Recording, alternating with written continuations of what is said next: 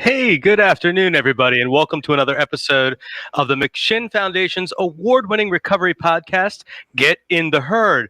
Today, on our very special beginning to June, which is Pride Month, we have some incredible recovery advocates here to share some experience, strength, and hope, and talk about issues, specifically issues around housing, housing, but other issues too, for the LGBTQIA plus community, specifically the recovery community. So I'm very, very excited to have with us today Chantel Rose Hammonds, who is Executive Director of Peter's Place, which is an organization here in the Richmond area that works for the LGBTQIA plus community to deliver safe, affirming, and comfortable housing.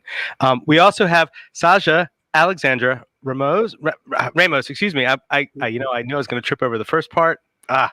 Sazha and I go back over a year at this point, I think, with other spaces in the recovery advocacy movement. And so recently we've intermixed with housing issues. And I know you and Chantel have done a lot of work nationally on that. And while Chantel and I are working here in Virginia on some things, and you've been contributing to that.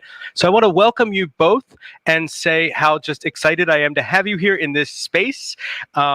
And say, well, it's Pride. So what are you happy for? What are you proud of today? And we start with either one of you here. Who would like to lead off? It's silence.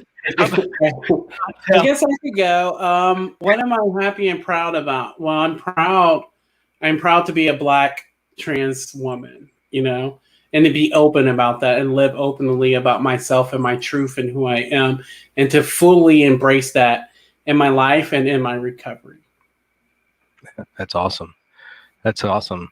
Sazha, welcome. And what are you proud of today? What brings you here today?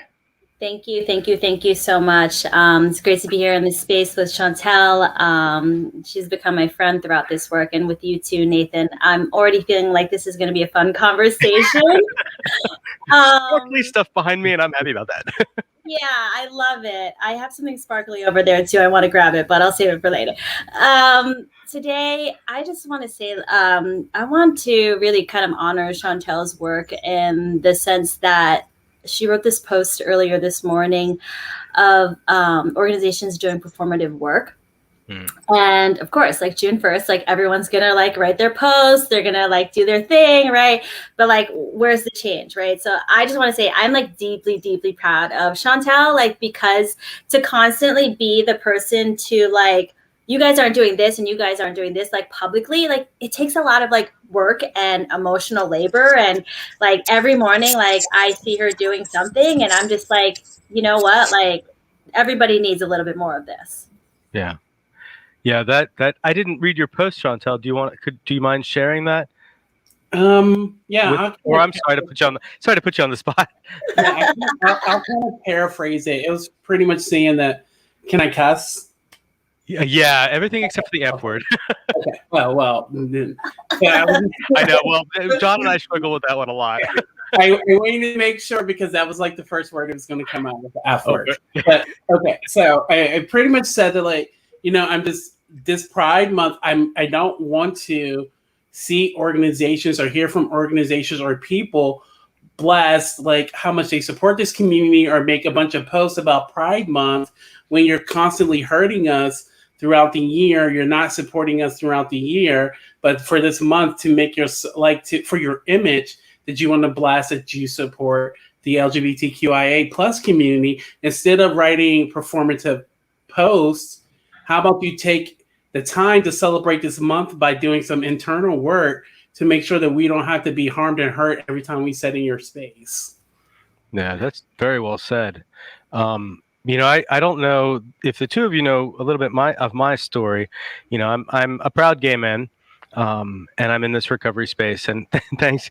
And 20 years ago, when I was 3 or 4, no, 20 years ago, when I lived in DC, and I worked in, I found myself working for what was then called the National Gay and Lesbian Task Force, and I remember.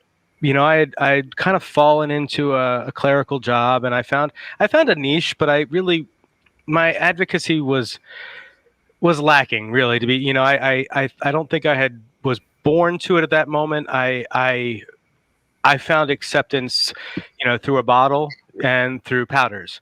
But what I remember and what is so distinct for me is there was a march on Washington. We just talked about this a week or two ago, I'm exploring this story because I don't talk about this part a lot. But there was a march in Washington, I think in 2000, and I remember being down there. An LGBT, well, I guess it was probably just a lesbian and gay march at the time because, the rest of the alphabet wasn't really as included. But I remember being down there and the AIDS quilt was out on the mall. And I remember walking around and that's, that's pretty powerful to me. And walking around, and I remember going across, I think Independence Avenue or whatever it was, and Westboro Baptist Church. And I think you both probably know Westboro Baptist Church and their I want to say advocacy, but that's not the right word. Their hate, being there and protesting the quilt. And I remember the yelling and of course the signs. And I remember specifically, it had just been 2 years since Matthew Shepard had died. So images of him burning in hell and, God hates the F word, the worst F word. And I remember thinking, I'm standing there alone, and them spitting and just frozen and feeling so alone and so powerless and so unable to connect to who I was and hating and learning to really to internalize my own self-hatred and my lack of self-acceptance, and then finding that more further into the bottle and the powders and things that I consumed. And it was decades before I came to recovery. And I wonder what would have been different back then. What would have been different for me back then had some acceptance been. And now I find myself occasionally, not even occasionally, I find myself all the time feeling like I need to apologize. This is where I'm learning that I don't have to apologize. I still get to that point where I sometimes have to apologize for being at the table or apologize for, asking or say, well, if it's not too much trouble. And so I'm really drawn to the two of you because you are so powerful in what you do and in your advocacy. So tell me, as I've gone on and on and on about my story here, what is it that brings you to this advocacy space, and what do we need to do to change things? Please. Hold on. So you're not into women at all, Nathan? Me? Yeah. Well, I mean, sorry. I'm just checking. Let's make this fun, right? Because something that I love about the LGBT community is honestly, being able to talk about sexuality, gender, identities and stuff. It's so fluid and it's so free. It's so free. Currently right now I am dating a man, right? But I understand my sexuality as fluid, right? I tell my partner, he gets very threatened. I'm like, tomorrow I might want to date a woman, and he doesn't really like that, but it's not about him. It's about my individual choice of sexuality and who I want to be with. Right. But I had to ask you. I was like, oh, well, I love it. I love that you're proud. And that means so much to me because I've been in these spaces with you, and I don't ever get a chance to hear you talk about that, whether it's because of the way that the space that we're in, but to be able to connect that way, we miss that in recovery because we are so multifaceted and multidimensional. Yeah. So much of my experience as a gay man has been centered around, the party lifestyle. I lived in DuPont Circle. I didn't live in Chelsea, but I did live in New York. So I was in Chelsea. And did we lose? Oh no, we lost Sazha. Well, hopefully we'll bring her back, Chantel. I think she's coming back. But so much of my experience. Oh, welcome back. Sorry, we lost you. So much of my experience was in that party scene, and we talk about, and I'm so glad to hear what you posted, Chantel, because so much of my early experience with Pride was sponsored by Absolute or sponsored by Budweiser, or we have to be partying until 5 a.m. and then we got to go to the tea dance and we got to go to this and we got to do that and you got to have your change of clothes for this and that, and the whole experience, it wasn't the best environment for, an early 20s man to come to self-acceptance. So I'm really grateful to hear you in this space. And I don't like labels. I identify as a gay man because it's the most simple way for me to explain myself to you. And I know, in recovery, I know that I don't have to do that, but I also know that I have to be out to attract others and empower others to also be out, or at least, to find themselves. And I find that I get a lot of people coming and talking to me about things that they may not talk about to other people. So, Chantel, what's been your experience with Pride over the last several years? And I know I see the face. I know you're going to have some thoughts on this, and that's why I want to hear these thoughts. Yeah. So honestly, when Pride Month come around, I might say some things, some things. Like, I'm happy and proud as who I am, right? But I don't really participate in Pride. I went to Pride, like the actual festival and stuff, like once, like maybe 2 years ago. And that's just because a friend of mine's needed a ride home. And so I showed up for them because I have a lot of mixed feelings about that, right? Yeah. I think that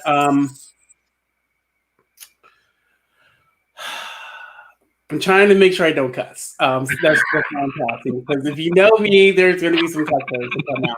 So I'm trying to make sure, right, that trying to be respectful, right, of the space that I'm in. But I don't really enjoy it. Why? Because I think it's been whitewashed, to be honest, to be truthful about it. It's been whitewashed. It's turned into this big festival, this celebration, like you said, around drinking, around all these things, and like these parties, and like the tokenized white cisgender gay men as like the image of what Pride is. But that's not what it is. It started as a riot.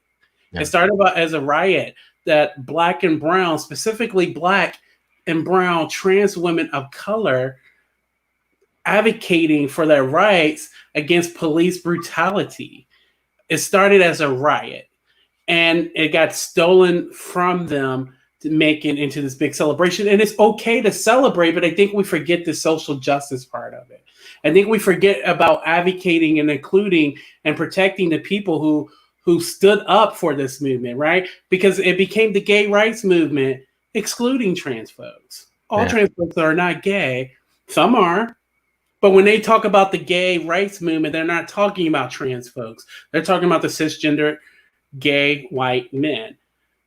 And I don't really participate in it because I'm not with all the fake corporations who never support us, who don't put any money in our communities, who don't do anything for us, showing up and capitalizing off of us, our hurt and our pain, but also our lives and the struggles that we go through. Doing a couple rainbow stickers on stuff don't mean a damn thing, right? Passing out drinks everywhere, like, I don't care about that, right? In this space, let's talk about how we're going to protect people, how we're going to fight for rights for people, how we're going to make sure everyone is protected, right? And we can have the celebrations and stuff, but we don't include the social justice part. And I don't like that because I feel like when the fight happened, the Black and brown people were up front, fighting for this revolution, starting this revolution. But then when the privileges came, the other folks stepped in and took over and took it away. This is my opinion with Pride. Yeah, no, I remember, in that same space 20 years ago, being in DC and working with the task force, and the struggle to work with other gay rights organizations, let's just call them what they said they were back then. And because of, the task force at the time was, and I think has gotten more progressive, and I think was more progressive than other organizations to be inclusive, and other groups were not. And so trying to rectify, the work that other groups were doing at the same time working, to do whatever we could do, because, what do we get? We got, I guess I can bring politics into it. We might as well. We brought, we got George Bush and the Christian Coalition in 2000. So, Christian Coalition being part of the 2000. So we had some fights, we had some battles, and so I like what we're doing now, and I like that we're doing this work now in the recovery space, because what you just said about handing out drinks and handing out this, that was my experience. I think that's a lot of our experience. And if you look at the numbers, I think the numbers just measure LGBT or even just LG, but look at 20 to 30% of the population of the lesbian and gay. I think it's just the lesbian and gay population that were measured.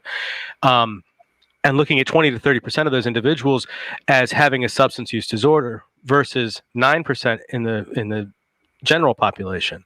And that doesn't even dive deep into people of color or transgender, diving deeper and deeper, where you look at, astronomical numbers of people with substance use disorder who are being thrown out or being more harmed when they try to get recovery support services. And so that's where this space, what the work that you two are doing, and I myself included on this, but really what y'all are doing, especially, trying to fix those holes or mend the gaps or whatever the wording I'm looking for here, but to ensure that we have safe, welcoming spaces for people. And it's hard conversations we need to have. And I really applaud you what you're saying about making this month a month about having those difficult conversations.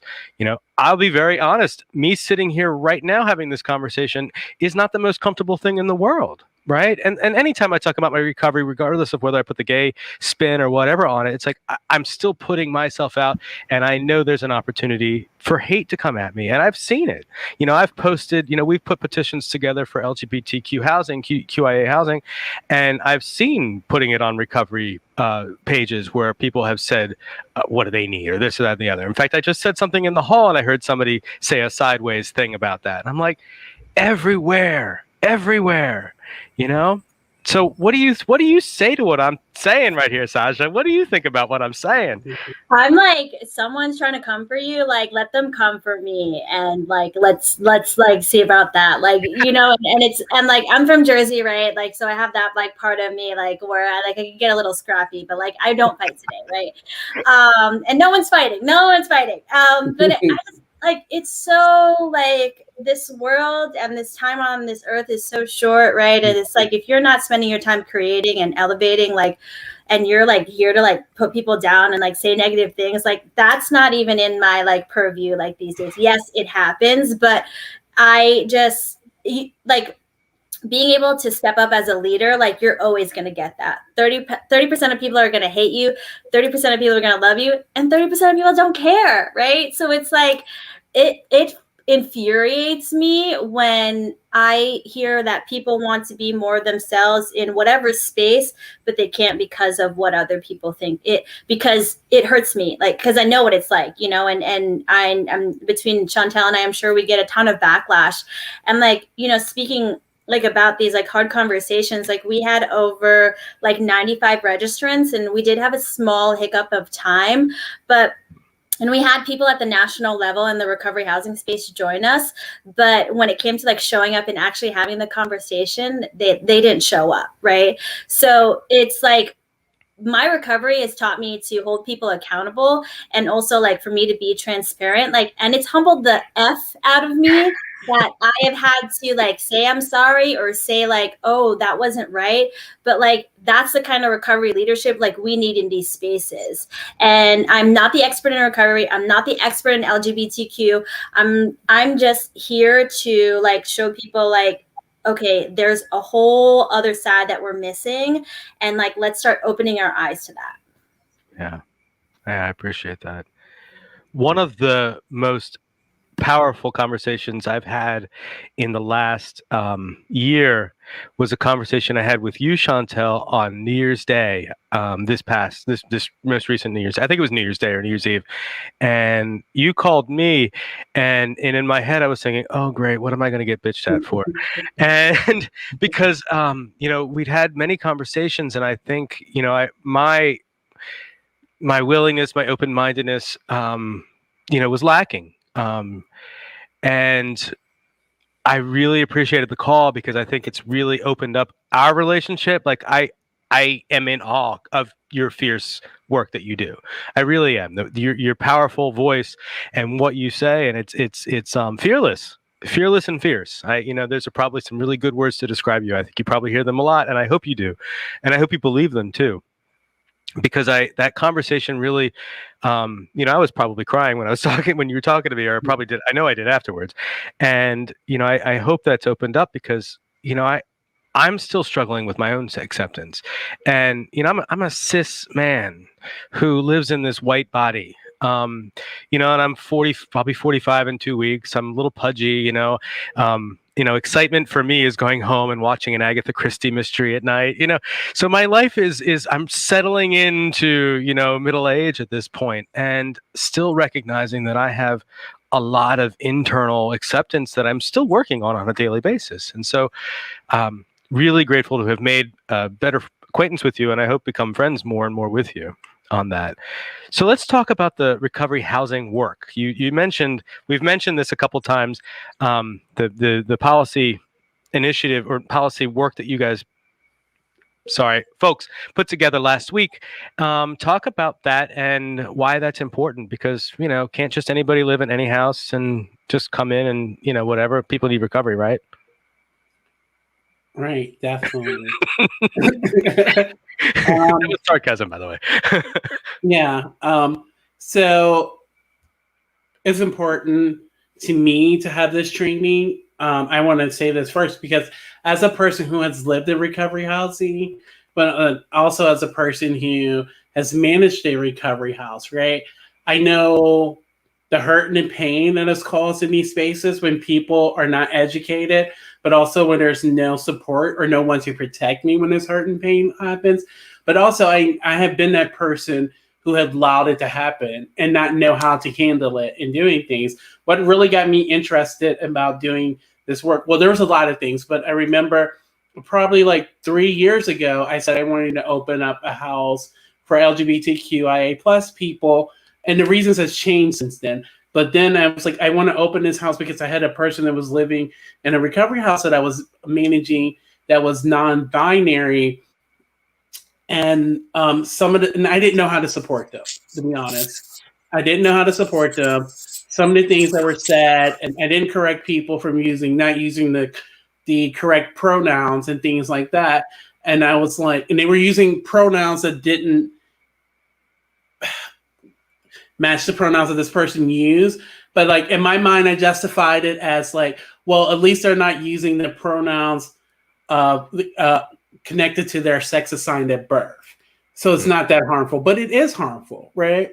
And I didn't know how to handle it. I didn't know how to navigate it because I felt like also as a person who was trying to understand my own identity and my own queerness and my own transness, that like I didn't know how to handle it because I didn't know how to be open about me and who I truly was and my pronouns. And I was scared to out myself. So I allowed this harm to happen. And this training came in very important to me. Was very important for me because not only are we educating other people so this stuff may not happen anymore, but we're also educating ourselves to make sure that we're not causing harm for other people who come in contact with us. Yeah. How did you get to this space of training as well, Sazha? How did you get to working with Chantel on this? So I don't know if you remember this, Chantel, but when you were looking to open up recovery houses for a recovery house for the LGBT community, it was when I think I was at Safe Project, and it was actually when Jesse Harvey was still alive as well, and I know you connected with him. So a handful of years ago, I owned and operated in the state of Louisiana a recovery house. I've also lived in a recovery house, worked at a recovery house, done all the jobs at a recovery house, and also broken a lot of rules at recovery houses as well. So there's that. We don't do that here at McShin. That's a part of it, right? Breaking the rules in the recovery house and how it's handled, that conflict is important. And that's actually a part of the training, just FYI. But I got into this work because I think the idea of your family in the house that you connect with in your recovery house is so important. Like this, it was the building blocks of my own recovery. I went through a collegiate recovery program. And I was around a lot of people who were very sex positive and very sexually free, and coming from a Catholic household, and like just kind of being oppressed for myself and my identity. Like it was very liberating to see other people kind of express themselves in so many different ways. So I've always kind of been the person to champion like anything that needs championing, honestly, like stuff that people don't want to talk about, things that are taboo. Like, why aren't we talking about this stuff? And like, I've always felt the need to do that. So it was earlier this year, and I had it in my heart for a while. I was like, no one's going to do this. And there wasn't anybody else I wanted to do it with except Chantel. And I was like, Chantel, like, what do you think about doing some training modules for recovery houses? And of course, she said yes. And we've been at it ever since. And I've learned so much because we're not coming at this with expertise, but we're coming at this with our lived experiences. So it's very close to our hearts, and for me it's tender, right? Because my not that my gender changes, but like the way that I feel about myself, and like my acceptance, and like my sexuality, all of that, it changes for me on the daily as well. So like kind of like what you were kind of talking about, Nathan, it's like it's definitely a journey of like, some days like I'm really all about it, and some days I want to hide. Yeah, some days I really want to lean into those I keep saying Agatha Christie mysteries, but that's what I do these days. And just, curl up in bed and just let the world spin. That is beautiful though. I love how the two of you have come together with common purpose and brought others to the table. And snafu aside, you had what, 40 people at the table the other day, 45 or something like that. That's incredibly powerful. And even as we're talking, like I'm looking at the people who have liked the Facebook post with the show this week, and I'm like, the people that are liking that are the people who need to see this, and I'm hoping some good people are watching. Chantel, you mentioned Peter's Place, and I know you're the executive director, and this is a home here in Washington. Where are we? Richmond. I lived in Washington for so long. Tell me, please. You mentioned there's been a shift in your purpose for that. Do you mind sharing part of that, or all of that, or whatever obviously you're comfortable sharing, and how you got involved with that, and who's helped you put this together? Yeah, so the shift in my purpose came after I moved out of recovery housing. I started meeting trans-identified individuals who didn't have access to recovery housing, or didn't feel comfortable in the recovery houses that they were going to see. Sure, trans. Sorry, my Siri just started going off. I don't know why. I have Alexa in my office, and she does whatever the heck she wants. Right. And and then like over started in 2019, some people that I know that are operators in Richmond were sending trans women to me, like giving them my number, telling them to call me to find housing instead of giving them housing or allowing them into housing. Right. And then the last thing that really told, like when I felt like, okay, this is enough, was in January of 2020 last year, is when I got a call from this trans woman who was like, this owner of this house, I won't name, that I was trying to get into. They didn't accept me into it, but they gave me your number and told me to call you because you're a trans person. You probably know what to do. And I was just like, and it infuriated me because I was not doing housing or anything like that. It's just like, they just threw her to the side. They didn't even connect her to anyone who could offer her housing or whatever. I didn't know what to do. I didn't have housing. At this time I was working for the Revive program here, just doing opioid overdose reversal education. And I was just like, and I talked to her and she was just like crying. She's like, I don't know what to do. I'm scared. I'm scared if I don't get a place to live, I feel like that's going to help me with my recovery, that I feel like I'm going to die. Right. And I called a few other people, and we spend like hours and hours on the phone for 2 days trying to find this person a house that would accept them. And then we finally found them a house that would accept them. And this person was there for less than a week. And she called me and she was like, I'm getting kicked out. And I said, why? And she was like, because they accused me of using. And she was like, I offered to take a drug test for them and they refused. and they just said I had to leave. And she's like, I promise I have not been using. So I called this individual and I was like, well, what if I buy a drug test and test this person myself? Would you allow them to stay? And he said, no, they had to go. So in my mind, I knew that it was not because they were suspecting them of using, right? It's because they didn't feel comfortable with them in the house and the other people didn't feel comfortable with them in the house. And at that moment of time, I said, this has to stop because we're allowing people to die because of our bigotry. Yeah. That we are putting people out on the streets because we don't want to house everyone. And when you're in this profession and you're talking about helping people, then you're required to help everyone who shows up at your door. And if you can't help them, you're supposed to navigate them to someone who can help them, not turn your back on them. Because if you can't help everyone or figure out how to help them or where to send them so they can get the help, then you don't belong in this field. You don't belong in a helping field. And I'm just being honest. If you cannot get past your own bullshit to help someone else who is hurting, who needs pain, who's in pain, who needs help because of your own biases, then you do not deserve to work in this field. Because you're literally putting people out on the street to die. And I just could not watch that anymore. So I contacted some other people and I was just like, we need to do something about this. Because if we don't provide housing, if we don't provide care for them, then we are just as much of a problem as they are. Because we are watching our people get thrown out on the streets with no help. Well, and your example and what you've done here has influenced. Well, I'm going to go on a limb, of course. Many organizations around here, but I'll speak specifically for McShin. It certainly influenced how we do things here, and the conversations we've had over the past year have been I think productive and helpful.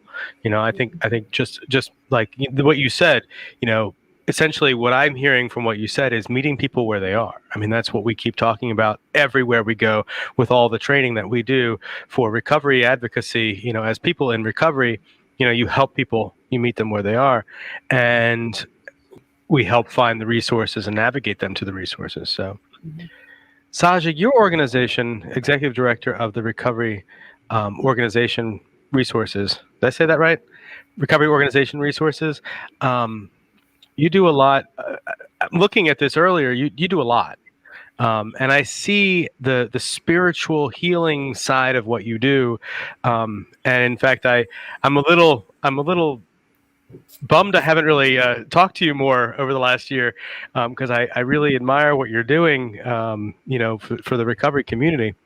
How do you balance all of those resources and put together all these resources together, but also make sure that the resources you're sending people to are not harmful? How do we do that?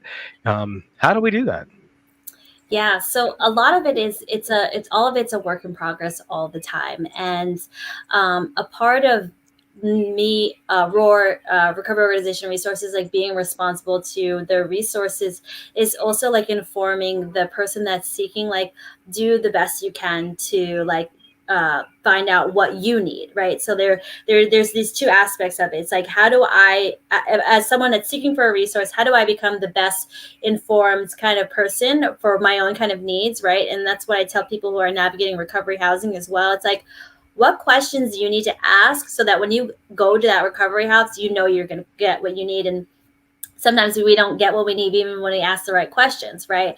But the internet world is wide and vast, and even our resources they're constantly being changed. We have this Slack channel that we use where I'm constantly just adding stuff in there, and our team kind of like gives it a once over.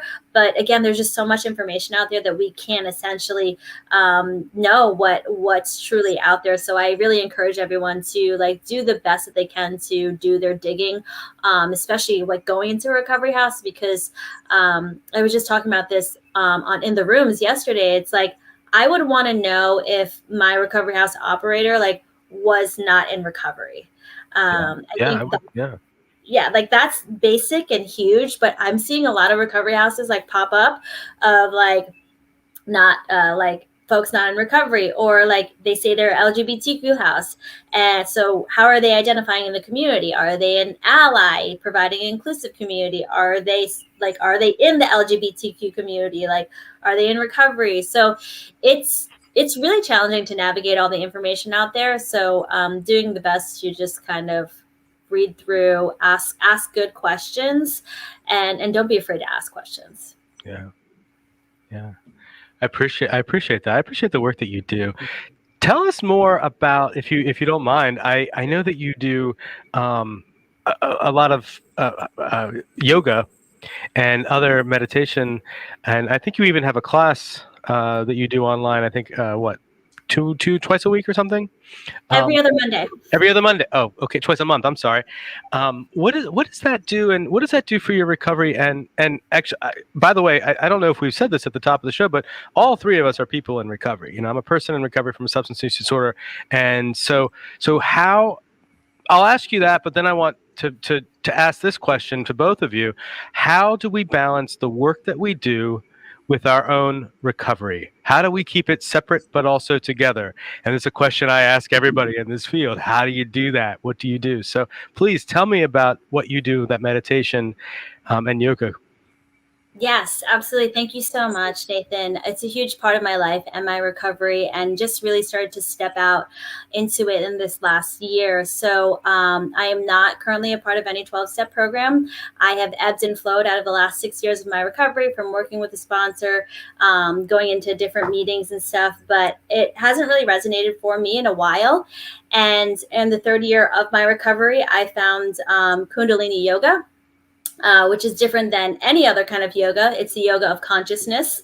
It includes breath work, it includes mantra, and it's a deeply spiritual practice that helped me get in touch with me, because that's what I was missing. Like, I knew, like, people experienced me as being amazing or this or that, but like, I didn't have an experience of me.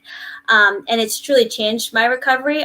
Tommy Rosen of Recovery 2.0, he teaches the same yoga.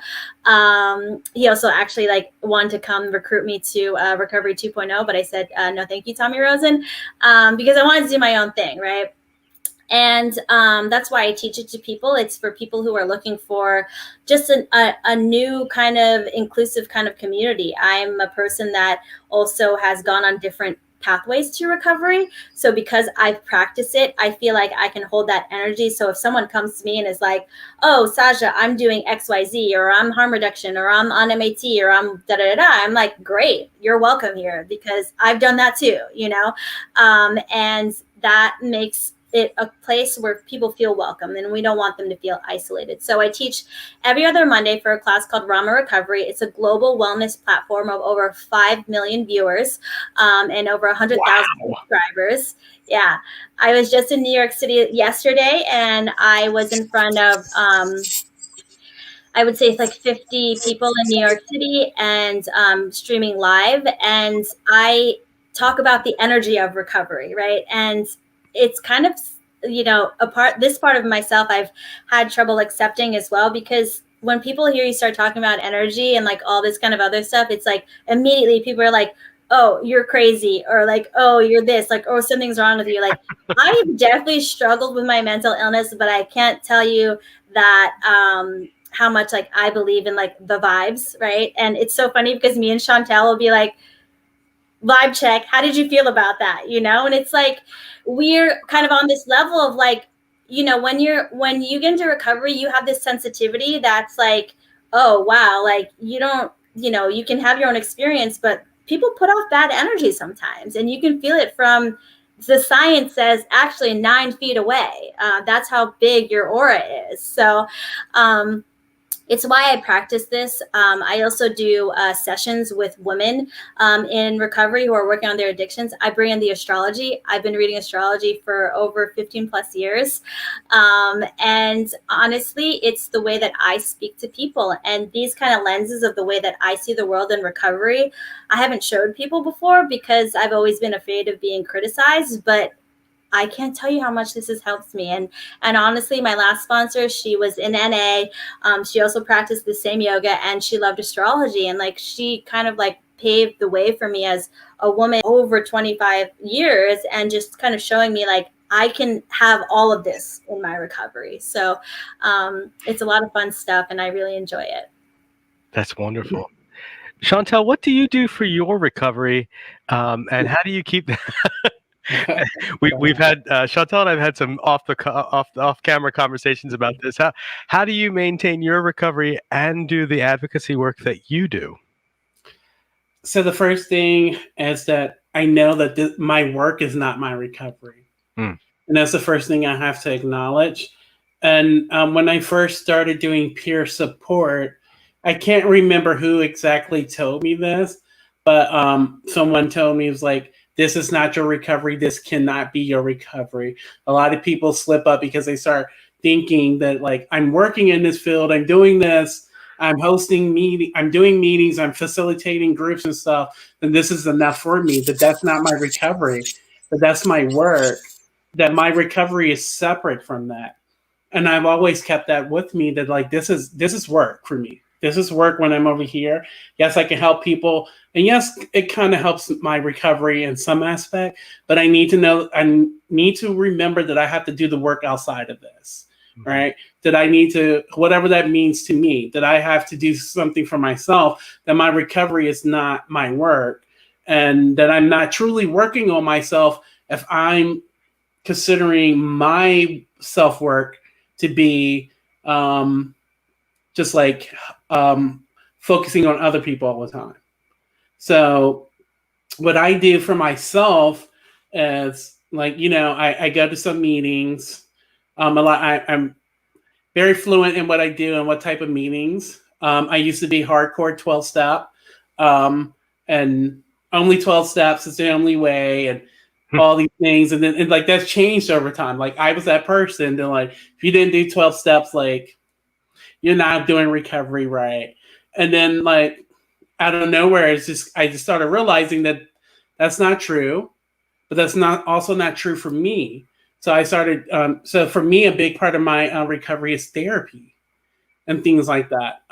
Stuff outside of like these, like, because I can't process my trauma, my hurt, and my pain in 12-step meetings. Like that's nobody's business. But also, like, people in that room are not there for that, even if they are professionals.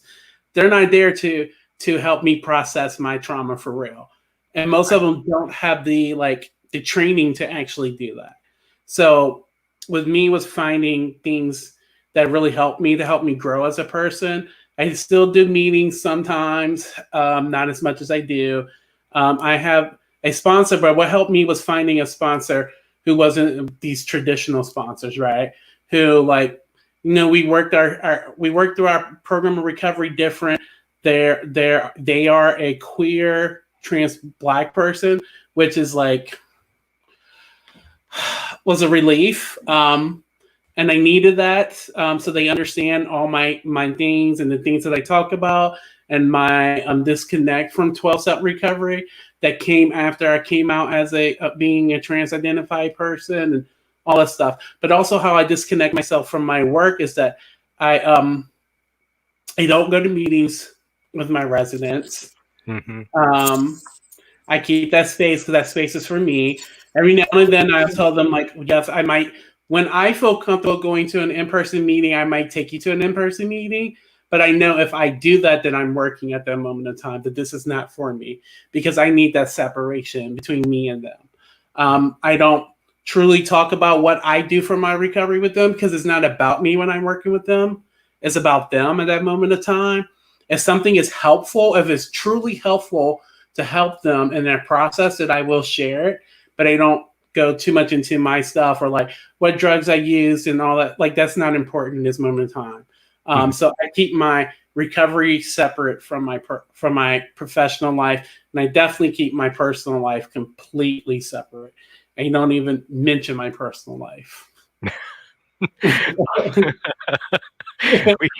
I've had to change home groups a few times because I have brought McShin participants, and I'm I transitioned. I began as a participant here, and then was a house leader, and then a house leader / staff, and now I'm staff, and I don't live in our housing anymore, and I have that's been almost that's been 6 months at this point. Actually, it's been 7 months at this point that I haven't lived in housing. So that, the turnover of people. I mean, I still have friends here who are participants that I've known since the beginning. Justin, our producer, being one person here, but for the most part, I have crossed over that divide. I don't bring participants with me to my home group anymore. There is a meeting here at Hatcher, a recovery Dharma meeting that I helped start here that I haven't, I've made sure to let participants know and they come and whatnot, but I keep it, it's not my meeting. It's just a meeting I go to and I go and we meditate and I talk about it, but then I don't stick around too much. And that's been very important to me because I'm also one of these people who, on a Saturday morning, I might just get in my car with a tray of French toast and bring it to one of the houses because I like that, and that's still, I think that's still important for me. Something that both of you have kind of alluded to, that 12 steps, I am a 12 stepper too. And I know that's important. Oh my gosh, the time on this. So good. Well, we could go on for 2 or 3 hours, I think. But I'm a 12 stepper too. I think the past year has, with the pandemic has really allowed me, and I think so many other people, to explore other pathways of recovery. And not that there's anything wrong with the 12-step pathway. We just know that it doesn't work for everybody. And also there are pathways that, like, for instance, Recovery Dharma, for me, I think dovetails very nicely with my 12-step program. So I've kind of enjoyed that ability to explore and see other things. And of course, being in the position of having this, this podcast and so many people, share with me their experiences and with other recovery pathways has been really helpful as well. What do you both see? What do you both see as the next, what is it we need to be working on right now? What is it that we need? I know you're both working on recovery housing and inclusive, safe, affirming housing. What can we do more here in this space and in other spaces that can continue to not only, bring people to the table, but help build the table, build that, I don't want to just sit at the, the kids' table. I want to be building the table bigger, what do we need to be doing right now? Either one of you. I think everyone needs to be resting a little bit more, honestly. Like, I think that we forget, like, we're in unprecedented times, right? And I know I look like I'm everywhere on social media, but I sleep a lot. Like, I can't tell you how much I sleep. And, like, when I want to get a nap in, I get a nap in, And so, like, it's this thing of, like, if we can't take care of ourselves, like, we can't take care of our community at all, right? And even if you're not recognizing your stress and fear from this pandemic, like, you still have it. It's still in you, right? My yogic tradition teaches us that you carry the traumas and the curses and the things of 7 generations behind you. So, like, you're holding your parents, your grandparents, your great grandparents, and everyone else's stuff as well. And I believe the people in recovery are the folks that are here to break it. But we have to give ourselves enough time to rest, to look at that. And something that I see in the recovery community a lot is, like, I want to do the work. I need to keep doing the work. I need to do the work. Like, that mentality, that, like, hustle mentality of, like, I need to do the work, like, constantly is, honestly, I think, harmful. Like, that something is always wrong with you all of the time, that you constantly need to be doing work. And I hear it from a lot of the people that I see one-on-one. It's like, I need to do the work. I need to do the work. Like, when do you ever chill then? Yeah, no, I feel that. What do you say to that, Chantel? So for me, I feel like first we need to start having real life conversations. Right? We need to have real conversations about the hurt and the pain and the stuff that's happening, stuff that has happened to people, people's true experiences without pushback on them. I think we need to allow space for people to say, hey, this is not working for me, or this didn't work for me, right? But also a space to offer solutions, to say this didn't work, but this worked. why can't we do this? Why can't we try this? Right? I think a lot of times when we talk about equity, justice, inclusion, and diversity, we want to just want someone to come in and do this blanket presentation of like, what this is what diversity is, this is what equity is. Use your pronouns. This is it. We're good. Okay, and then we go on with life, right? But we never sit and pause and think about what are we doing wrong? How can we do better? How are we hurting people? What people have we hurt? How can we make it better, right? How can we truly build spaces for them? How are we making our space more inclusive for them? What about our policies and procedures, what we have in place? How are they inclusive of people? I think in order to build an inclusive community, that we need to break down every structure that we know and rebuild it. And I know people hate hearing that and they don't want to do that. But honestly, I can't build a structure on oppression and then try to just make a couple changes within that structure and keep that structure and expect it to be like inclusive to everyone, because it's just not going to happen, because that structure is still there. All those things that made this place unsafe for people is still there. Mm-hmm. So we need to rebuild programs from the bottom up. And I know that like people hate that because like we've been doing this for so long and people have been benefiting from these structures for so long, but we also have to look at who's benefiting and who's not, right? I don't care how many tables you build. If I don't feel safe or included at that table, if I don't feel like my voice is respected, if I don't feel like that you're making changes to include me, I don't feel like if you're doing things to make my life better, I don't want to come to your damn table. Okay. You keep that table, right? So it's about actually making things accessible and inclusive for people. And I think that starts with the real conversations and really looking at what we do and who we serve, how we're serving people, and looking at the structures that we have built and dismantling them and rebuilding them. And that's the only way to truly be inclusive. I love that. We're coming up to the hour here, and before we go, I don't know if you're both aware of this. We take these podcasts and actually in the video form, I guess they're vodcasts, and we give them to Paytel. And Paytel is a provider for jails and prisons throughout the country, and they take these vodcasts and give them to individuals in those facilities to watch. I believe for free. So for free, and they can watch at any time. And something that I don't really know who started it here. I think it's the best thing that I came to recovery through a jail program, a McShin jail program. So I'm obviously going to have a bias, but I'm amazed that we do this, and so I think it's really important. And I'm so grateful to have you both here to share this part, because I think that there are so many people who get into. What am I trying to say? I know what I'm trying to say, but I'm also trying to be.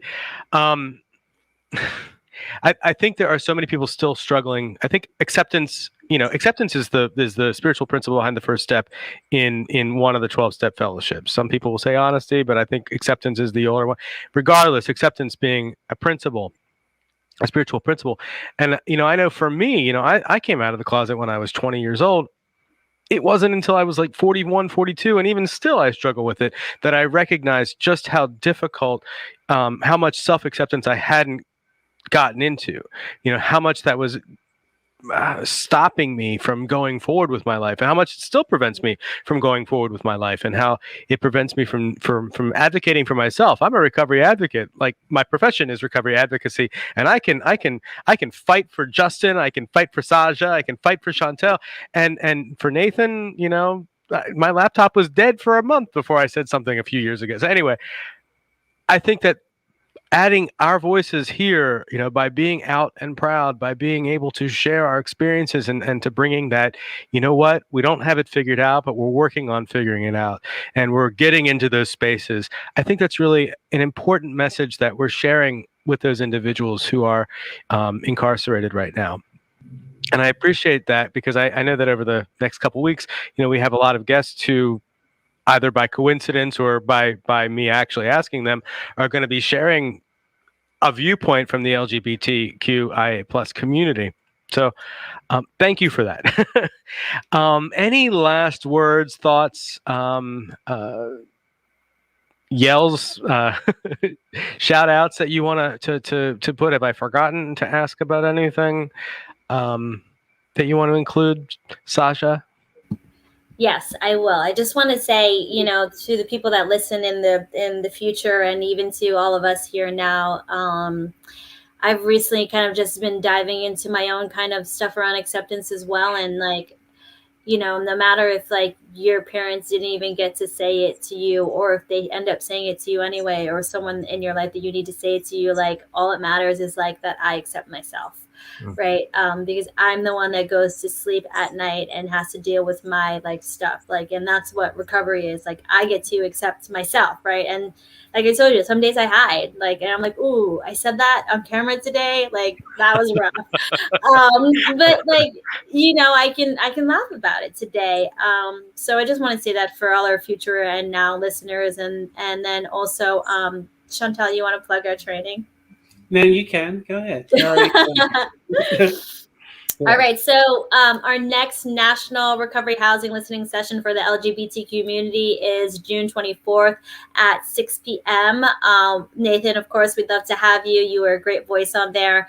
And we are going to be launching our trainings in the next, I would say, a month to the recovery houses that want to become a place of support for the LGBTQ community. So you'll see a ton of information on that. We put a lot of energy, time, love, experience, and going through our own kind of stuff as we put out this content. So definitely check it out, and we hope we see you.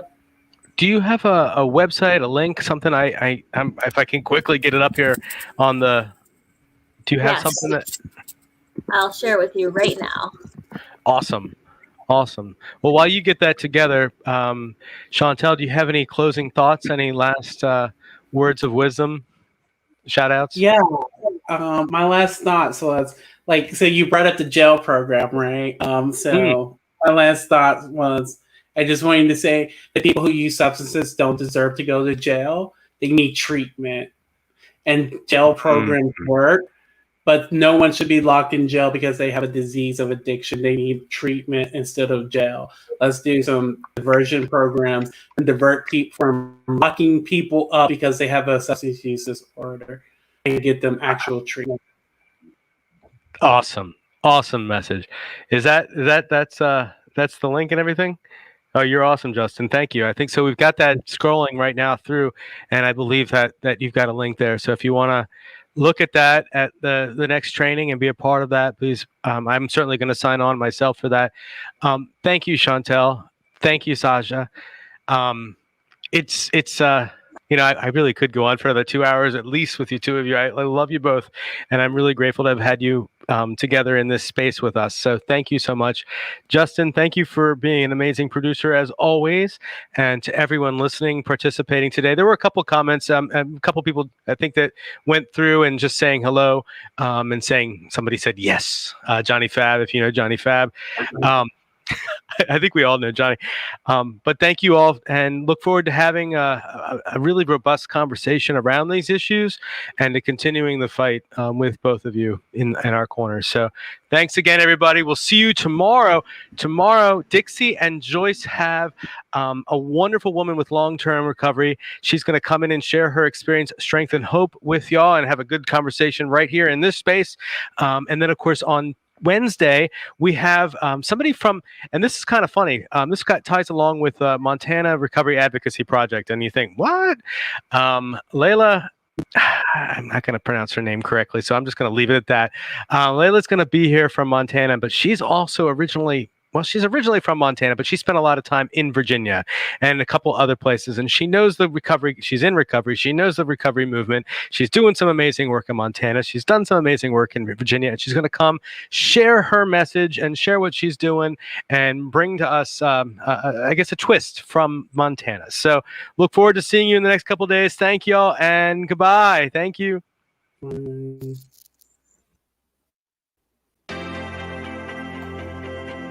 Here at McShin, we believe in the McShin way, which is authentic recovery support service providers, people with lived experience, bringing that experience to those who need that lived experience in recovery. Here at McShin, we believe in many things to support our mission. We believe in women empowerment. What I love most about what we believe here at McShin is we believe in the authenticity of the peer-to-peer approach. Here at the McShin Foundation, we believe in giving people opportunity. Here at McShin, we believe in the inherent worth and dignity of every person. At the McShin Foundation, we believe in helping people reach their full potential. Here at the McShin Foundation, we believe in multiple pathways to recovery. Here at McShin, we believe in placing principles before personalities to help spread hope. Here at McShin, we believe that recovery is possible and that any person seeking recovery can become a more acceptable, responsible, and productive member of society. Here at the McShin Foundation, we believe in self-discovery. Here at McShin, we believe in saving lives and offering second chances. Here at McShin, we believe you can do this. Here at McShin Foundation, we believe that we can only keep what we have by giving away, which is why we continue to help others like us seek and find recovery.